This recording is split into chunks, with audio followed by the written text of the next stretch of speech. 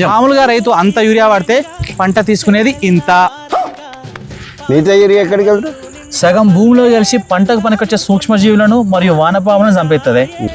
ఇంకొంత నీళ్ళలో కలిసి నీళ్ళని ఖరాబ్ చేస్తే గాల్లో కలిసి వాతావరణాన్ని కూడా కాలుష్యం చేస్తుంది. అదే రైతు కనుక ఈ నానో యూరియాని ఎకరానికి ఒక బాటిల్ చొప్పున కనుక స్ప్రే చేసుకున్నట్లయితే ఎటువంటి వేస్టేజ్ లేకుండా పంటకు అందుతుంది. ప్రతి పంటలో రైతు ఈ నానో యూరియా వాడవచ్చు. రైతును ఎక్కువగా ఇబ్బంది పెట్టే మొగి పురుగు, ఆకు చుట్టు పురుగు లాంటి వాటిని కంట్రోల్ చేసే పురుగు మందులలో ఈ నానో యూరియాని కూడా కలుపుకొని స్ప్రే చేసుకోవచ్చు.